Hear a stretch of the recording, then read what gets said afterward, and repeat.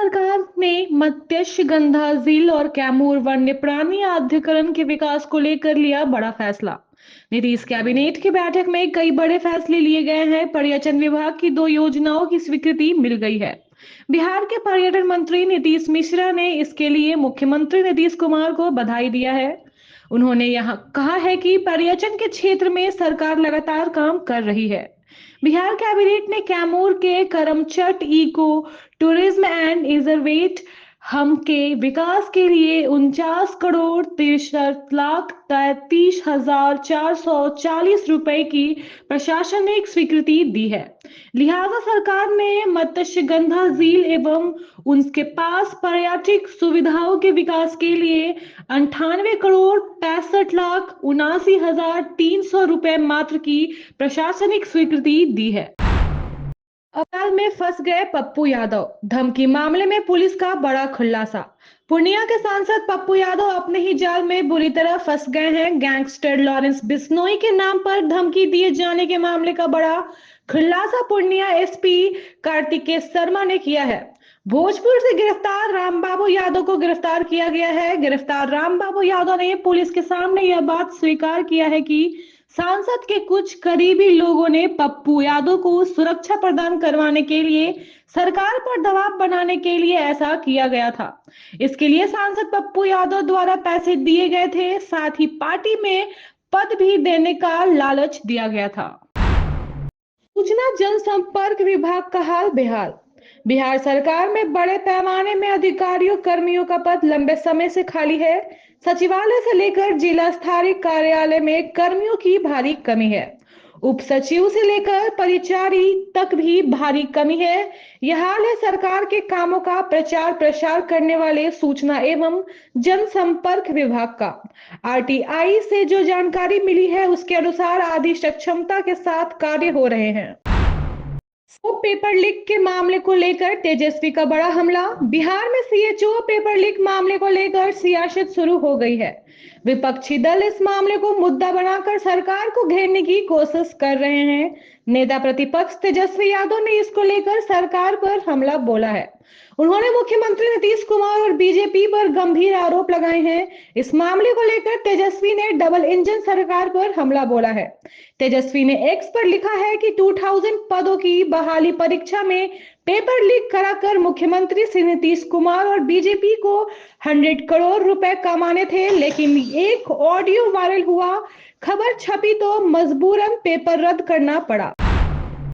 सुब्रमण्यम स्वामी के पुत्रवत अभिषेक की शादी में जुटे बिहार के तमाम दिग्गज। पूर्व केंद्रीय मंत्री डॉक्टर सुब्रमण्यम स्वामी के पुत्रवत अभिषेक परिणय सूत्र में बंध गए। अभिषेक की शादी पटना की रहने वाली आदित्य के साथ हुई है।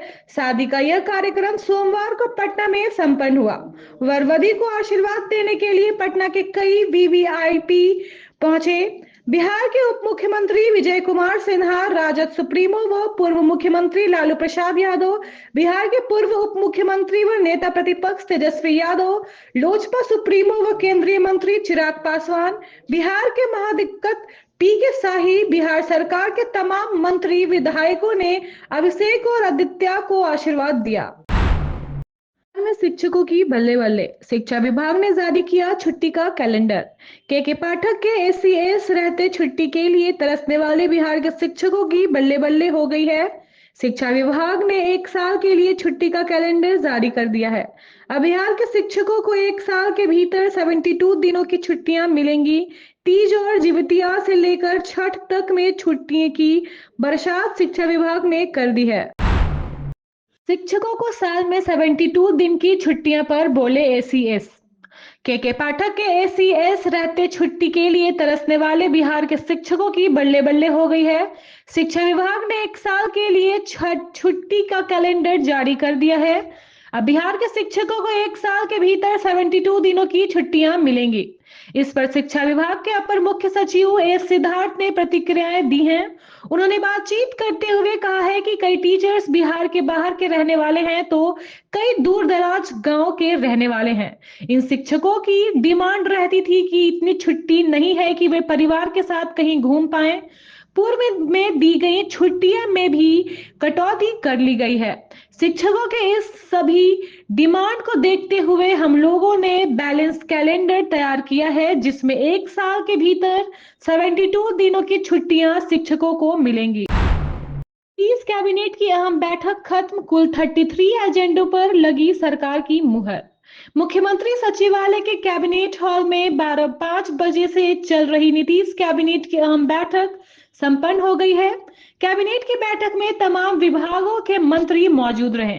मुख्यमंत्री नीतीश कुमार की अध्यक्षता में हुई इस बैठक में विभिन्न विभागों से जुड़े कुल 33 प्रस्तावों पर कैबिनेट का मुहर लगा है। सरकार ने जमीन सर्वे को अवधि को 6 महीने के लिए बढ़ा दिया है। दरअसल विधानसभा चुनाव को देखते हुए नीतीश सरकार ने बड़ा फैसला ले लिया है। राज्य में जमीन सर्वे को लेकर लोगों को परेशानी को देखते हुए सरकार ने बड़ी राहत दे दी है। के साथ आईपीएस अधिकारियों का तबादला, कुंदन कृष्णन बने गए एडीजी मुख्यालय। बिहार के लिए पुलिस महकमे से निकलकर सामने आ रहा है, जहां सरकार ने 7 आईपीएस अधिकारियों का तबादला कर दिया है। गृह विभाग की तरफ से तबादले की अधिसूचना जारी कर दी गई है। वरिष्ठ आईपीएस अधिकारी कुंदन कृष्णन को पुलिस मुख्यालय का एडीजी बनाया गया है। मनी लॉन्ड्रिंग केस में ईडी ने किया शिकंजा। गलत तरीके से आय से अधिक संपत्ति अर्जित करने वाले बिहार के वरिष्ठ आईएएस अधिकारी संजीव हंस और पूर्व विधायक गुलाब यादव पर प्रवर्तन निदेशालय ने शिकंजा कस दिया है। मनी लॉन्ड्रिंग केस में पहले ही गिरफ्तार हो चुके संजीव हंस और गुलाब यादव के बाद अब ईडी दोनों की पत्नियों से भी पूछताछ करेंगी। ईडी ने दोनों की पत्नियों को सामान भेजकर पूछताछ के लिए बुलाया। 750 फाइलें और कंप्यूटर लेकर भागने वाली पटना की पूर्व डीसीएलआर पर गिरी गाज। ट्रांसफर होने के बाद राजस्व एवं भूमि सुधार विभाग की फाइलें और कंप्यूटर लेकर फरार होने वाली पटना सदर की पूर्व डीसीएलआर के खिलाफ सरकार ने बड़ा एक्शन ले लिया है। बैंक टेट में फाइलों का निपटारा करने वाली महिला अधिकारी को राजस्व एवं भूमि सुधार विभाग ने सस्पेंड करने की सिफारिश कर दी है। गोपाल मंडल का विवादित बयान, पुलिस पर भ्रष्टाचार व दलित महिला के साथ अन्याय का आरोप। गोपालपुर विधायक गोपाल मंडल अपने बड़बोलेपन के कारण फिर विवादों में हैं। नवगछिया में एक कार्यकर्ता सम्मेलन में उन्होंने पार्टी के सांसद और एसपी पूरन झा पर गंभीर आरोप लगाए। मंडल ने एसपी को शराबी और पुलिस महकमे में भ्रष्टाचार का आरोप लगाया। उन्होंने कहा कि पुलिस ने दलित महिला से बलात्कार के मामले को दबा दिया और मुख्यमंत्री से सुधार की मांग की। में आलू व्यवसायी को लूटने की कोशिश, अंधाधुंध फायरिंग में 5 जख्मी। आजमगढ़ पुल गली मोहल्ले में बदमाशों ने पुलिस को खुली चुनौती देकर आलू व्यवसायी को लूटने की कोशिश की। इस दौरान बदमाशों ने अंधाधुंध फायरिंग की। इसमें आलू व्यवसायी राज कपूर प्रसाद के पुत्र राजत राज सहित 5 लोगों को गोली मारकर जख्मी कर दिया गया। साथ ही मोहल्ले के जख्मी हुए दामाद के बाइक को एक बदमाश लूटकर फरार हो गया।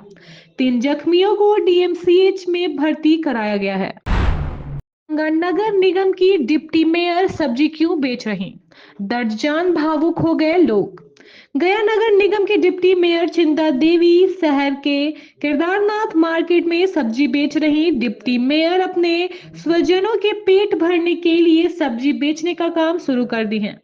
चिंता देवी ने नगर निगम डिप्टी मेयर के पद पिछले वर्ष 2023 में ग्रहण की थी।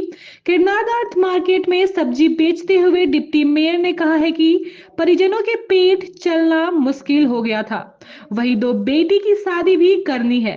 पिछले वर्ष एक बेटी की शादी सब्जी विक्रेताओं से 500 रुपए मंगा कर किए थे। सरकार से कोई भी सुविधा नहीं दी गई है। डिप्टी मेयर का यह हाल सुन वहां के खड़े लोग भी भावुक हो गए।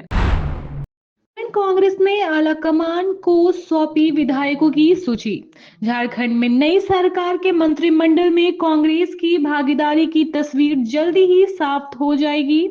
झारखंड कांग्रेस ने विधानसभा चुनाव में पार्टी के नवनिर्वाचित विधायकों को सूची सोमवार को आलाकमान को सौंप दी। प्रदेश प्रभारी गुलाम अहमद मीर और प्रदेश अध्यक्ष केशव महतो कमलेश ने खुद यह सूची दिल्ली में कांग्रेस के राष्ट्रीय अध्यक्ष मल्लिकार्जुन खड़गे से मुलाकात कर सौंपी। मीर कमलेश ने लोकसभा में नेता प्रतिपक्ष राहुल गांधी और पार्टी के संगठन प्रभारी केसी वेणुगोपाल से भी भेंट की और विधायकों की सूची देते हुए विधानसभा चुनाव में कांग्रेस के प्रदर्शन का ब्यौरा भी दिया। झारखंड के पारा शिक्षकों के लिए अच्छी खबर, नवंबर के मानदेय से कटेगा एपीएफ। झारखंड के पारा शिक्षकों के नवंबर महीने से मानदेय से ही एपीएफ की राशि कटेगी। पारा शिक्षकों के मानदेय से जहां 13% राशि कटेगी, वहीं सरकार अपनी ओर से 13% राशि जमा करेगी। जिन पारा शिक्षकों का यूएएन नंबर जनरेट कर लिया गया है, उन्हें मानदेय जारी किया जाएगा और उनसे एपीएफ की पहली किस्त काटी जाएंगी। में फंसे झारखंड के 52 मजदूर। झारखंड के गिरिडीह में सांसद चंद्र प्रकाश चौधरी के प्रयास से मलेशिया में फंसे 61 मजदूरों की देश वापसी का मार्ग प्रस्ताव हो गया है। सांसद ने बताया कि मलेशिया में गत जुलाई 2023 से ही 61 मजदूर फंसे हुए हैं, जिनमें से 52 मजदूर झारखंड के हैं। सभी मजदूर 11 से 20 दिसंबर तक अपने देश लौट जाएंगे। सांसद ने बताया कि फंसे मजदूर का मामला उन्होंने सोमवार को संसद के नियम 377 के तहत सभा पटल पर रखा। भारत सरकार की ओर से अवगत कराया गया कि सभी मजदूरों को मलेशिया की राजधानी कुलालंपुर स्थित भारतीय दूतावास में रखा गया है। झारखंड में बढ़ सकती है बिजली की कीमतें, 2.60 रुपए प्रति यूनिट बढ़ाने का प्रयास। झारखंड में बिजली की दरों में वृद्धि हो सकती है। झारखंड बिजली वितरण निगम ने अपना वार्षिक टैरिफ प्रस्ताव सोमवार को राज्य विद्युत नियामक आयोग में सक्षम पेश किया है। प्रस्ताव में शहरी घरेलू उपभोक्ताओं की बिजली की दर वित्तीय वर्ष 2025 से 2026 में 6.65 रुपए प्रति यूनिट से बढ़ाकर 9.25 रुपए करने का आग्रह किया गया है।